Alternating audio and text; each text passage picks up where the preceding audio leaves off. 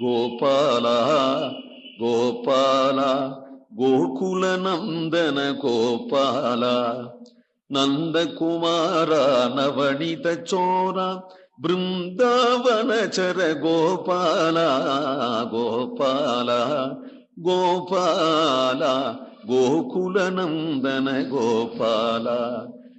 மின்னொத்த நுண்ணிடையாய் மெய்யடியேன் விண்ணப்பம் பொன்னொத்தமானொன்று புகுந்தினது விளையாட புகுந்து இனிது விளையாட நின்ன அன்பின் வழி நின்று சிலை பிடித்தெம்பிரான் ஏக பின்னே அங்கு இலக்குமணன் பிரிந்ததும் ஓர் அடையாளம். ஒவ்வொரு சொல்லுக்கு அவ்வளவு மதிப்பு இருக்குங்க. ஆச்சரியம். இப்படி சொல்லிவிட்டாரேன்னு எப்படி தோணும்? ஆழ்வார் சொன்னது ஒவ்வொன்றுக்கும் அவ்வளவு மதிப்பு இருக்கு.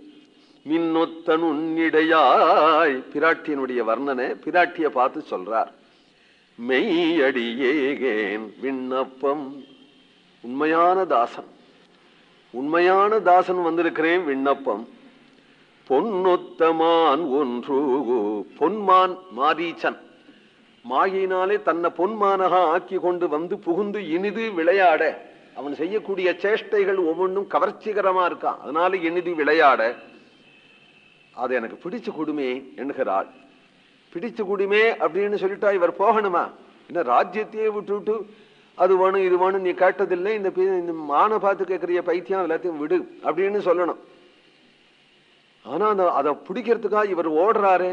அது பிடிச்சு கொடுன்னு அதை வேண்டான்னு வேற லட்சுமணன் சொல்றார். மந்திரத்து இளையோன்னு சொன்ன வாய்மொழி மனதிற்கொள்ளான் என்று கம்பராமாயணம். அவன் சொன்னதையாவது கேட்கலாமே என்றார். சந்திரர்க்கு உவமை சார்ந்த வதனத்தாள் சலத்தை அவள் என்ன பெரிய பேராசையாப்பட்டா? ஒரு சபலம் அல்பமான பிடிச்சு கொடு என்று கேட்கிறாள். பெருமாள் ஓடுவானே நாள். பெருமாள் எப்பொழுதும் அன்புக்கு அடிமை. பெருமாள் தான், அது ஒன்றும் ஆட்சேபனை இல்லை. யாராத்தான் இருக்கட்டும் அன்பு மட்டும் இருந்தா அவர் அடிமையா போயிடுவர். அன்புக்கு அடிமைங்கிறதுனால ஓடுறாருங்கிறது நினைவு முற்ற ஆழ்வாருடைய அழகு இங்க. புகுந்து இனிதி விளையாட நின் அன்பின் வழி நின்று சிலை பிடித்து எம்பிரான் ஏக.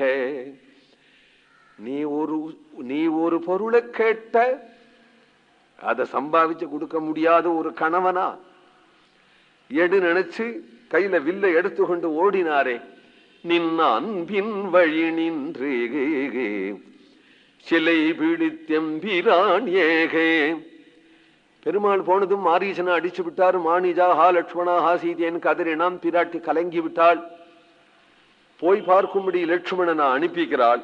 பின்னே அங்கு இலக்குமணன் பிரிந்ததும் ஓர் அடையாளம். கோவிந்தநாம சங்கீர்த்தனம்.